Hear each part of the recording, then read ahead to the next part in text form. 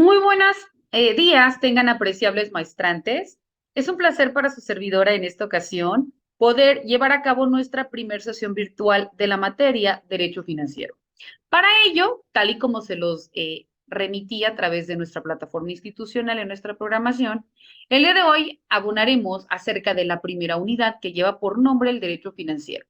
Por tanto, abordaremos también diferentes temas como son la actividad financiera, las disciplinas financieras, el concepto de derecho financiero, la conexidad entre los ingresos y el gasto público, el contenido del derecho financiero y demás elementos que sin lugar a duda pues son importantes dentro de nuestro proceso de enseñanza-aprendizaje. Damos inicio pues con los temas que nos ocupan y para ello vamos a partir acerca de lo que es el derecho financiero dentro de la especificidad de actividad financiera.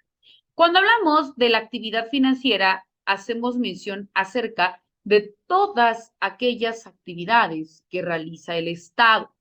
Y hablando de las actividades propias que tiene como fin primordial satisfacer en cuanto a las necesidades, tiene como elemento importante estas actividades, pero enfocadas o encausadas a la satisfacción de la ejecución del fin que persiguen. Por ello se dice que la actividad financiera va a consistir en todos aquellos elementos, todos aquellos actividades y todos aquellos actos que de manera directa realice el Estado para la ejecución del fin por el cual fue establecido, es decir, satisfacer las necesidades de la colectividad. Para ello, bueno, pues también se indica que el Poder Ejecutivo es aquel que se aboca a la realización de los servicios públicos, pero también al cumplimiento de las necesidades, ¿no? Es importante que nosotros citemos a un autor que se llama Giannini, quien nos indica que la actividad financiera es aquella que cumple el Estado para poder administrar de una manera correcta el patrimonio, ¿no? Para determinar también la forma en que va a recabar los tributos para poder conservar, para poder destinar, para poder también invertir todas estas sumas de ingresos y que se distingue de todas las demás que no constituyen de manera correcta un fin en sí mismo establecido. Es importante también que citemos al fiscalista mexicano Joaquín Ortega, quien nos indica que la actividad financiera del Estado es aquella que desarrolla como tal el Estado, pero que tiene como objeto de procurarse los medios necesarios para poder destinarlos al gasto público. Y esto, obviamente, para que cumpla con la satisfacción de cubrir las necesidades y en general todos aquellos fines propios a la satisfacción de qué? De la colectividad. Por ello, el gasto público lo podemos interpretar atendiendo a cuatro elementos importantes. Primero, entendiendo el gasto público como aquel dinero o aquel fin o aquel recurso que se utiliza, en este caso, el gobierno, para cumplir principalmente las funciones por las cuales se le está encomendando determinada actividad. El gasto público también es aquel que proviene en gran medida del pago de los impuestos por parte de nosotros como ciudadanos o de nosotros como contribuyentes. En segundo elemento tenemos que el gasto público recoge todos aquellos bienes y servicios para la administración pública. Y aquí se aboca tanto por una parte el consumo, pero por otra parte pues también tenemos los elementos que sirven como fondo de inversión. También se indica que el gasto público se va a entender como tercer elemento el total de los gastos realizados por el sector público del Estado, ya sea en la adquisición de bienes o también en el empleo de los servicios. Y como cuarto elemento, en cuanto al gasto público, tenemos que su destino primordial es propiamente lo que hemos indicado, la satisfacción de las necesidades colectivas.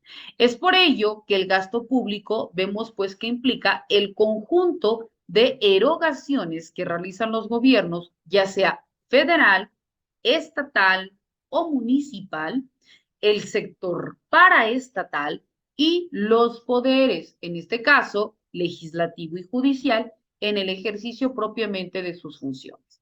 Por ello, cuando nosotros estamos aludiendo propiamente al gasto público, vemos que también para poder entenderlo, es importante que nosotros comprendamos que este tiene una clasificación, ¿no? Y la clasificación del gasto público lo podemos interpretar desde diferentes dimensiones. La primera de ellas, cuando hablamos del gasto de inversión, ¿no? ¿Qué es el gasto de inversión? Bueno, sencillo, el gasto de inversión es aquel que tiene como objeto crear, también tiene como objeto aumentar, mejorar o sustituir el capital, en este caso el capital público ya existente. Por eso argumentamos, como su nombre lo indica, gasto de inversión, porque tiene como fin que el capital con el que de manera inmediata el Estado ya cuenta, ya sea porque fue otorgada esta partida presupuestal y para los fines que de manera anticipada el Estado requirió, tanto para servicios de salud, tanto para, se me ocurre, para pavimentación de calles, para seguridad pública, etcétera, ¿no? Entonces, este recurso que sí o sí ya le fue otorgado al Estado, él puede, en este caso, poderlo reutilizar no para otro fin, sino que para el fin que fue diseñado, pero quizá puede argumentar alguna otra forma de cómo poder acrecentar este recurso, ¿no?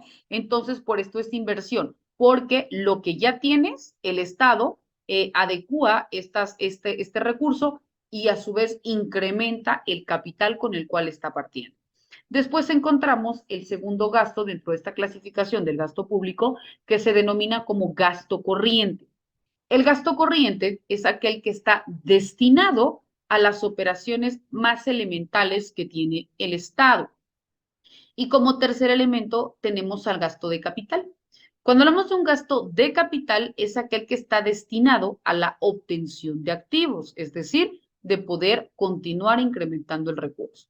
También tenemos el gasto de transferencia, que este gasto es aquel destinado a la ayuda de familias o también a la ayuda de empresas cuando por alguna circunstancia pues se van a quiebra, ya sean microempresas, pequeñas empresas o en su momento grandes empresas, pero también aquí va de la mano este gasto de transferencia como quizás también el gasto de inversión. Te otorgo, perdón, pero a su vez también me voy a ver beneficiado en alguna circunstancia, ¿no? Entonces, esto específicamente cuando hablamos de las empresas. Cuando hablamos de las familias, ahí pues ya no va en un fondo de recuperación, porque pues es aquel que se utiliza, por ejemplo, con despensas, en este caso con canastas básicas, como por ejemplo cuando los apoyos que otorga, se me ocurre, algún eje específico de apoyo a grupos vulnerables, como por ejemplo a las madres solteras, como por ejemplo al adulto mayor, como por ejemplo al nacimiento de los niños que se le da el kit, ¿no? De bañera y demás utensilios de primera mano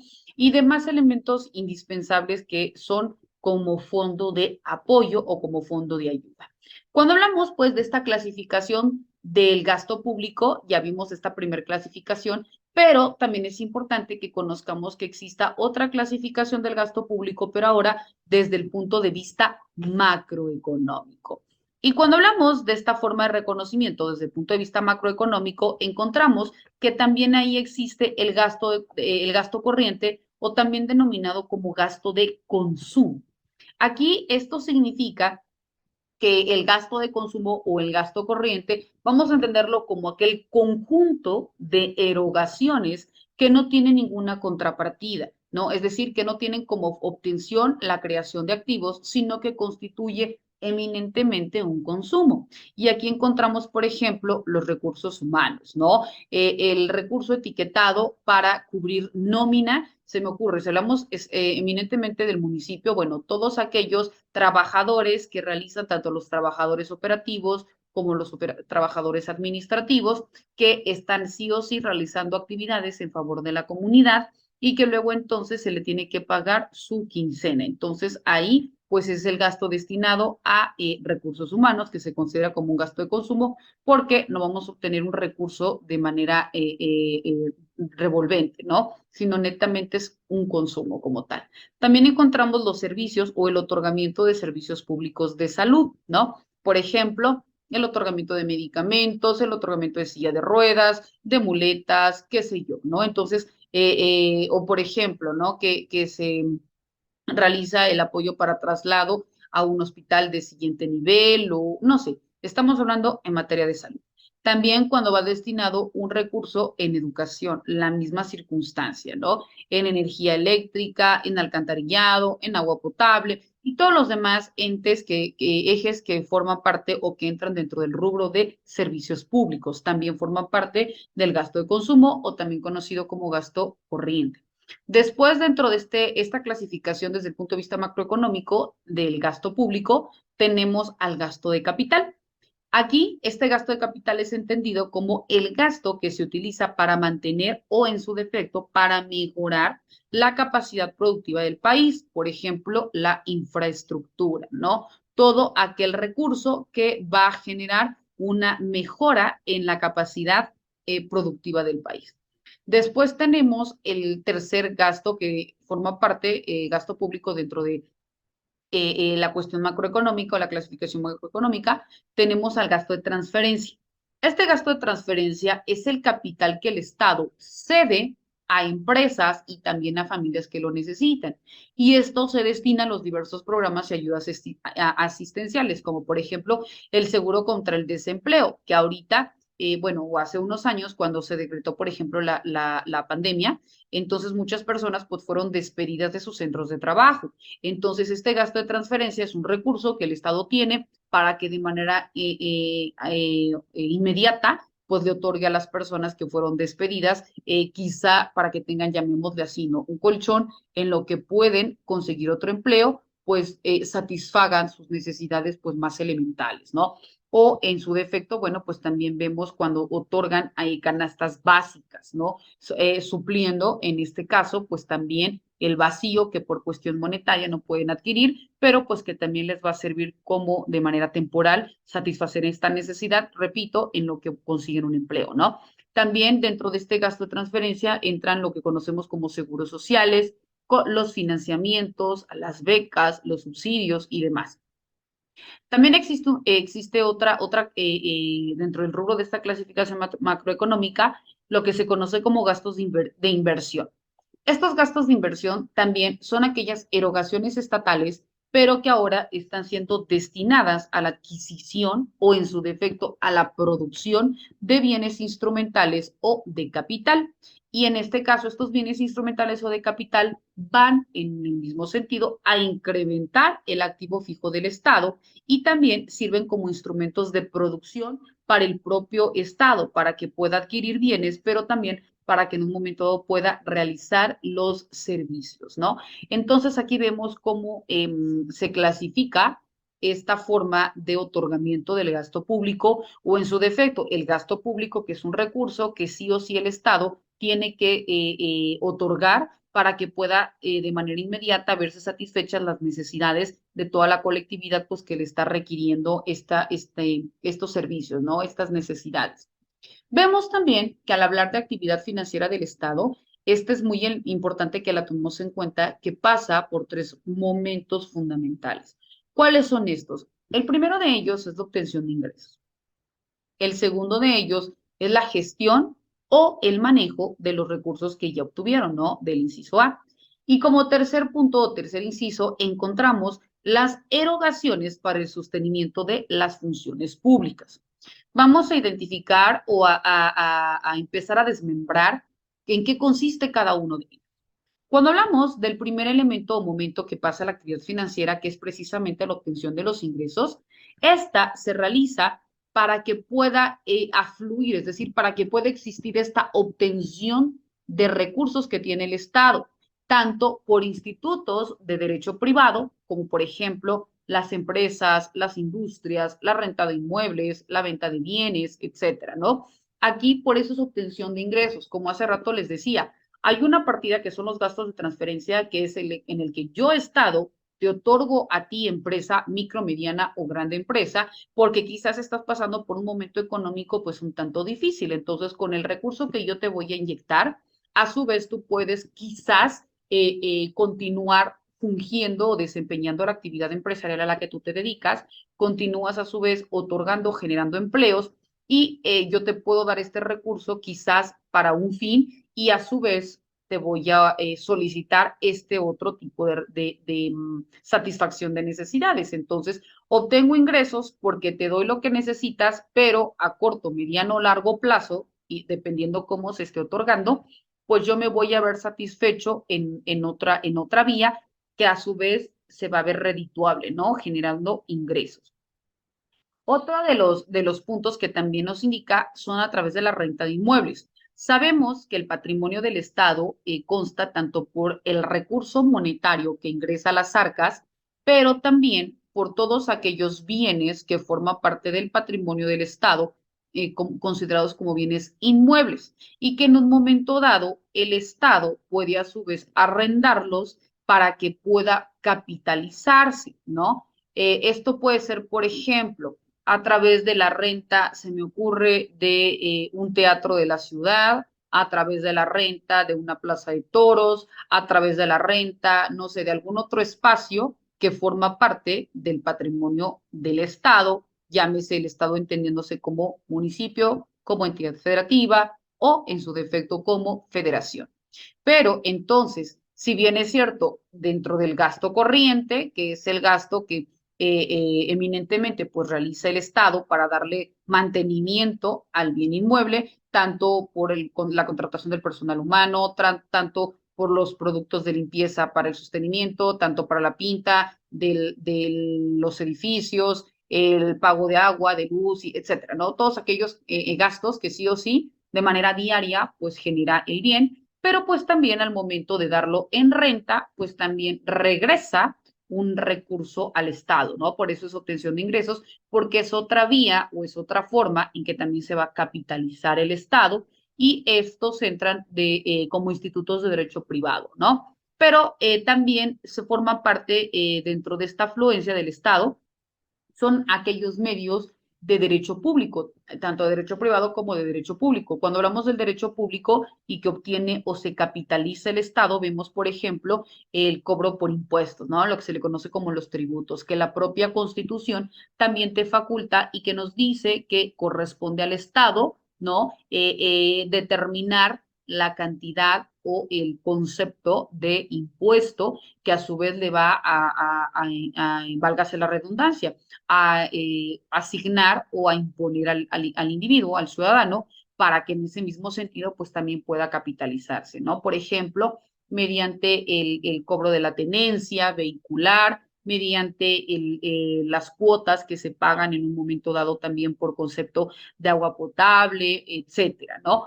Todos estos, repito, estos impuestos como el IVA, el ISR, etcétera, que de manera directa pues también vuelven a regresar a las arcas del Estado y que esto a su vez lo obtiene, pero lo vuelve a redireccionar en la satisfacción de las necesidades que la propia colectividad pues está demandando, ¿no? Entonces me capitalizo para que yo pueda dar una mejor respuesta ante todas las necesidades, porque sabemos que las necesidades pues son diarias y que muchas de ellas son por casos fortuitos, ¿no? Por ejemplo, en este caso las pandemias o cuando hay inundaciones o por algún desastre natural. Entonces, adicional al gasto que ya se tiene etiquetado, con el que se va a trabajar en cada ejercicio fiscal, bueno, pues también se tiene que dar respuesta ante estas necesidades o ante estas demandas que la colectividad tiene y que obviamente pues quizá de manera inmediata no se tenga un recurso. Entonces, bueno, vemos que estas son algunas otras formas que el Estado tiene para poder capitalizarse, ¿no? Para poder obtener ingresos tanto por instituciones o institutos de derecho público como a su vez por medio de institutos de derecho privado.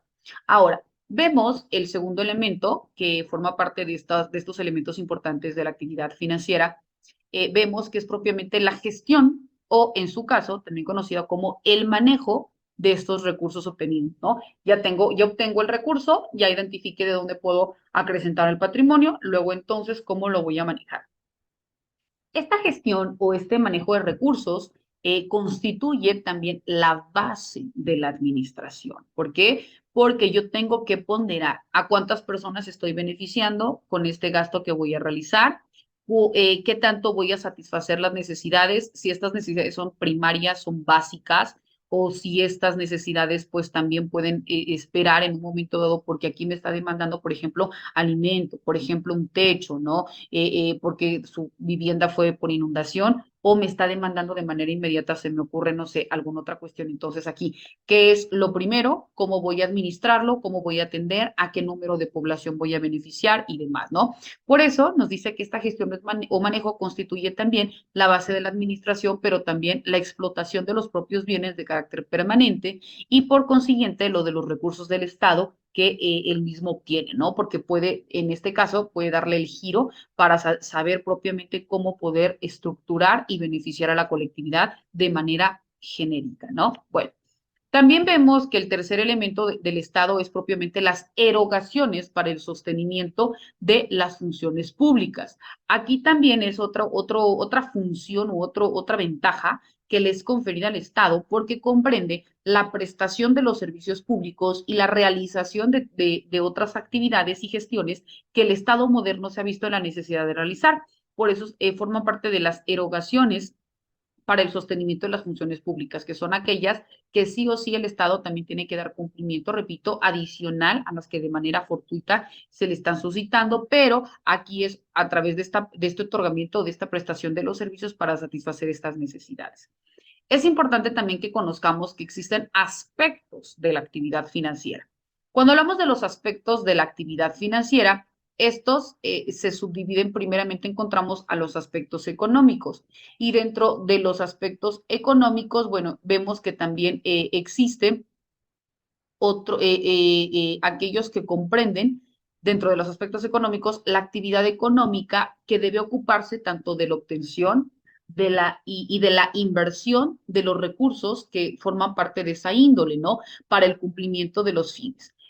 Al respecto, la tesis economista le atribuye a la actividad financiera estatal una naturaleza económica. ¿Por qué? Porque considera que todas las cuestiones financieras hallan su solución en una teoría que se denomina teoría de la producción y teoría del consumo de los bienes públicos. A su vez, dentro de los aspectos de la actividad financiera, existe también el aspecto político. Existe también el aspecto técnico jurídico y el aspecto sociológico. Por ello vemos que los aspectos de la actividad financiera se subdividen en cuatro. Repito, el aspecto económico, el aspecto político, el aspecto técnico jurídico y el aspecto sociológico. Ya analizamos el aspecto económico. ¿Por qué? Pues es lógico, ¿no? Porque toda actividad financiera requiere de manera inmediata la cuestión monetaria para poder satisfacer las necesidades. Cuentas con el recurso, lo satisfaces, no cuentas con el recurso, puedes hacerte a llegar ese recurso, por eso se le denomina teoría de la producción. ¿Por qué? Porque son las formas en que el Estado tiene para poder hacerse llegar de más recurso, ya sea mediante, como dijimos, ¿no? El cobro de tributos, la obtención por la renta de los inmuebles, la obtención por préstamos a terceros, etcétera, ¿no? Pero que es propiamente cómo tú puedes volver a capitalizarse, porque al momento de tener un recurso o al momento de tener un dinero, pues luego entonces satisfaces una necesidad. No hay una cuestión monetaria, pues aunque tengas la intención, no puedes satisfacer ese tipo. Ahora, otro aspecto que es el aspecto político. Al respecto, Pugliese, que es un autor, nos indica que la actividad o el aspecto político consiste en que la actividad financiera tiene una naturaleza política. ¿Y por qué se dice que es una naturaleza política? Porque es propiamente el político el sujeto agente en donde recae el poder y que luego entonces él en ejercicio de este poder puede también generar los fines necesarios o los recursos monetarios para poder obtener o luego entonces el recurso, ¿no? Y así es la forma en que se desarrolla la actividad financiera. Repito, Pugliese sostiene que la actividad financiera tiene naturaleza política porque político es el sujeto agente, políticos son también los poderes de los que se encuentran investidos, políticos son también los fines que persigue para la obtención o la satisfacción de las necesidades. ¿Por qué? Porque por cuestiones políticas tú puedes acordar con terceros una forma de satisfacer esa necesidad. Puedes también a través de cuestiones políticas obtener mayor recurso. Puedes también a través de cuestiones políticas acordar mediante convenios mediante acuerdos o convenios la obtención de recurso o la obtención de determinado capital que quizá no estás otorgando una cuestión monetaria, pero sí lo estás materializando en la satisfacción del fin que te está requiriendo la colectividad. Entonces, por eso nos dice que se encuentra el aspecto político. Después encontramos el aspecto técnico-jurídico. Se dice que la actividad financiera que realiza el Estado, como también el resto de las actividades administrativas, se encuentra regulada a través de nuestro derecho positivo. Y luego entonces, Giannini también nos dice que la actividad financiera es una rama de la actividad administrativa y por ello aparece como tal regulada dentro del derecho objetivo. Y como cuarto elemento nos habla que existe un aspecto sociológico.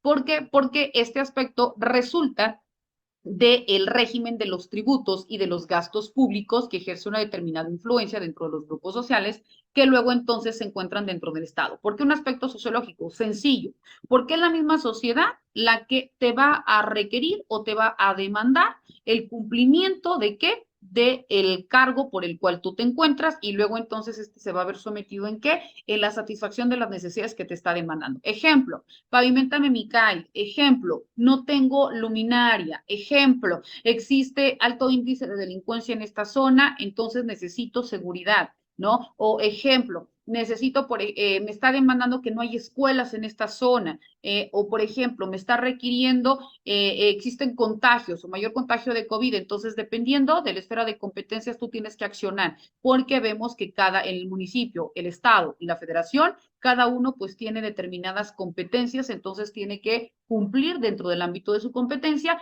el fin que se le está requiriendo específicamente en materia de salud. Entonces, todo esto emana de qué? De la propia sociedad. ¿Por qué? Porque, repito, el fin último del gasto público es satisfacer las cuestiones sociales.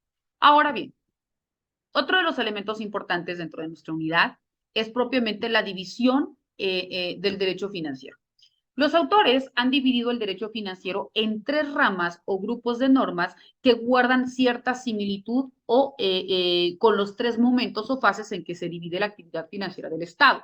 Primero encontramos la obtención, el manejo y la erogación de los recursos del Estado, a los que corresponde propiamente el derecho fiscal. Después tenemos el derecho patrimonial y por consiguiente el derecho presupuestario. Dentro de las divisiones del derecho financiero encontramos la primera, que es la división referente a los ingresos del Estado. ¿Por qué? Porque vemos que cuando hablamos de la división referente a los ingresos del Estado, aquí encontramos que esto es materia financiera, materia fiscal y por consiguiente tributaria, entra el derecho fiscal y entra el derecho tributario. Cuando hablamos de las divisiones del derecho financiero, existen a su vez, las divisiones referentes al patrimonio del Estado, pero ojo, aquí encuadradas únicamente en el rubro de en materia presupuestaria.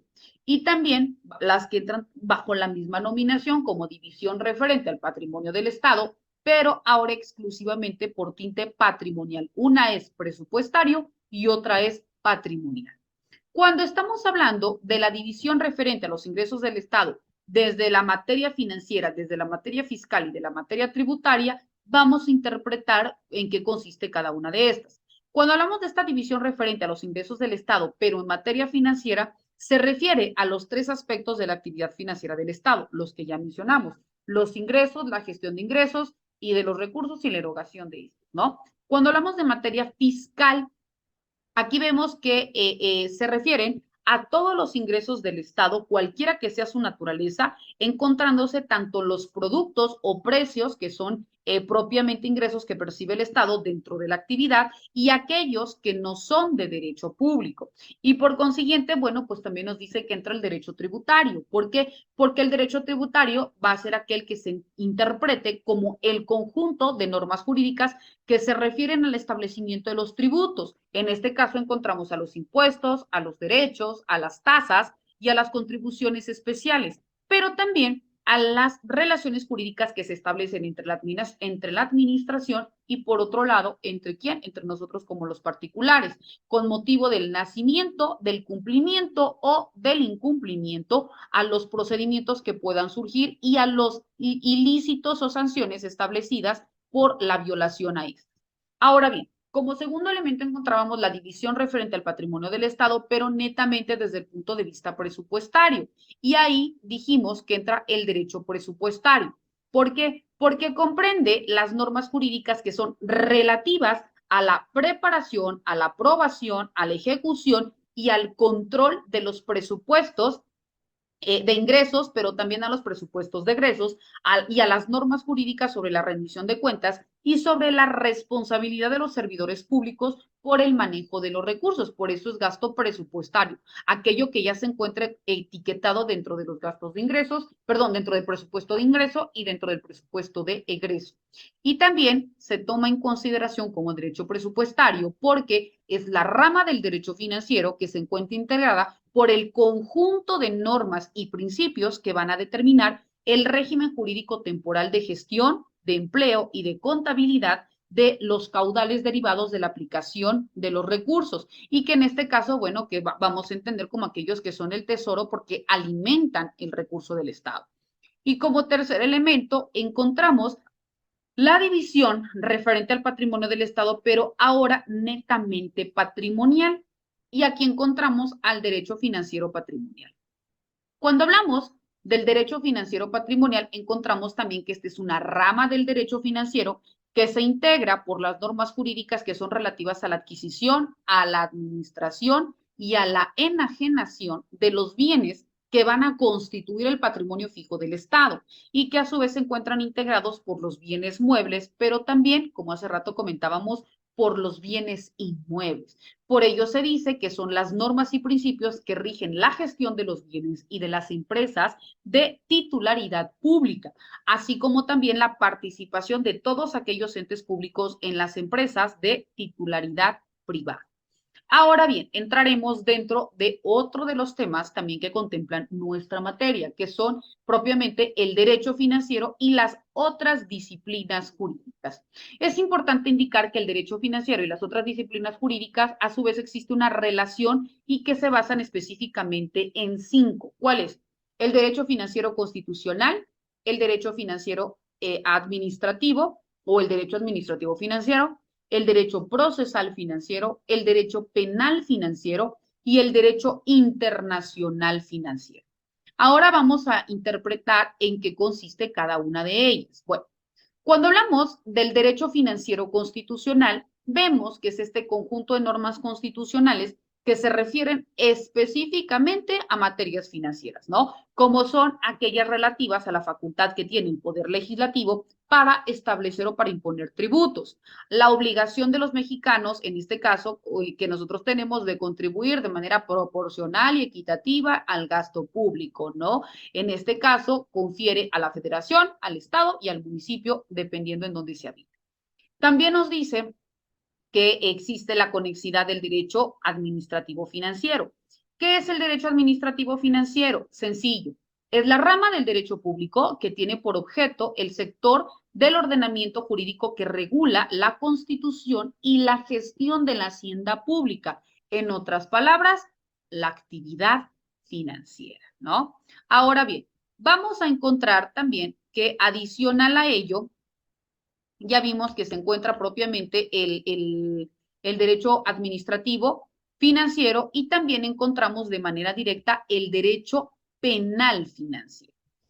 Cuando hablamos propiamente del derecho penal financiero, vamos a interpretar que van a entenderse como todos aquellos elementos o todas aquellas conjunciones de normas jurídicas que regulan las relaciones públicas que surgen en el proceso tanto de formación, tanto de distribución, tanto de utilización de los fondos que en un momento dado obtiene o cuenta el Estado, ¿no? Que se denominan como recursos financieros, y también de las autoridades propiamente establecidas, ¿no? Por ello, hablamos cuando existe una vulneración en cualquiera de estos elementos, vamos a tener que se comete un ilícito.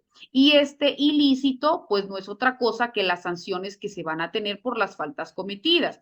Por ello, estamos hablando que este derecho financiero se va a encontrar también regulado en el ámbito penal. ¿Por qué? Porque se vincula netamente con la actividad financiera, específicamente en lo relativo a la violación de las leyes tributarias y a la violación o vulneración de las normas sobre el control estatal de la actividad privada, no habiendo cesado, en este caso, la aplicabilidad de las normas penales ordinarias o en su defecto de aquellas que tengan existencia netamente dentro de este instrumento jurídico normativo. Por ello, vemos pues que esta forma de reconocimiento o esta forma de regulación es importante porque se aboca, repito, dentro de las relaciones que existe o de la conexidad existente del derecho financiero con las otras ramas o con las otras normas propiamente del derecho como tal.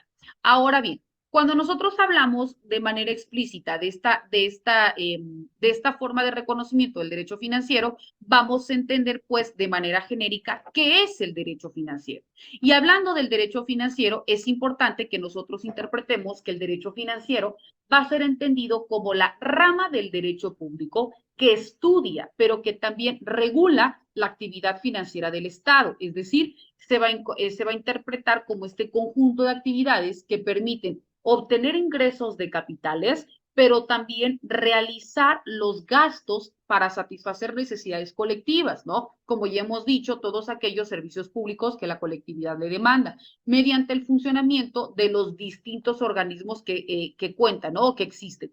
La actividad financiera es también conocida o considerada como hacienda pública, porque produce un conjunto de relaciones jurídicas entre sus organismos, ¿no? Es decir, entre los particulares, pero también entre el Estado y los particulares, los cuales son objeto propiamente de estudio, ¿no? Existen dos momentos o dos tipos de situaciones, cuando el Estado participa activamente y cuando el Estado participa de manera pasiva.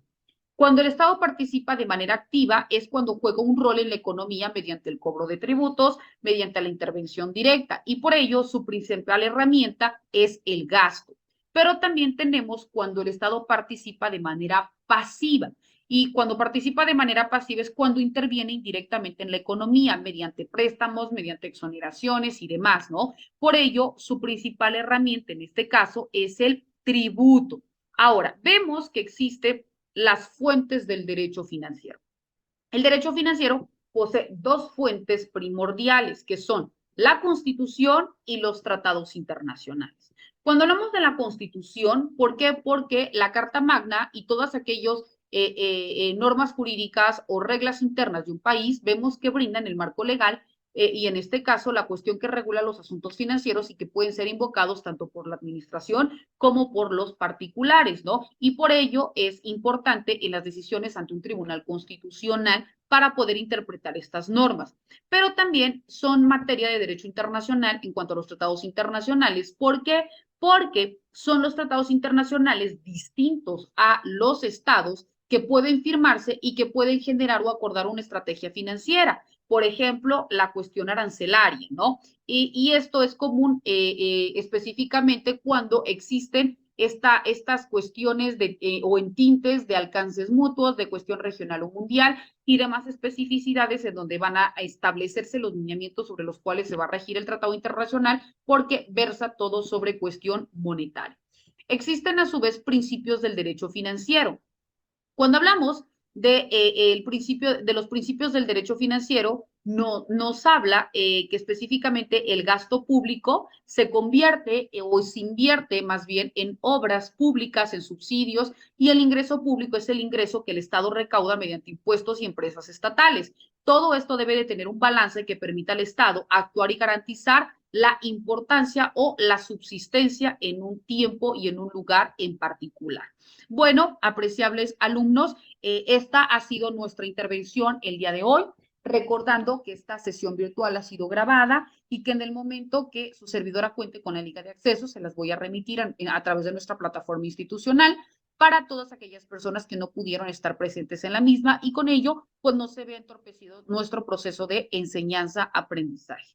Cualquier circunstancia, recordando que estoy a sus apreciables órdenes y les deseo el mayor de los éxitos. Hasta luego.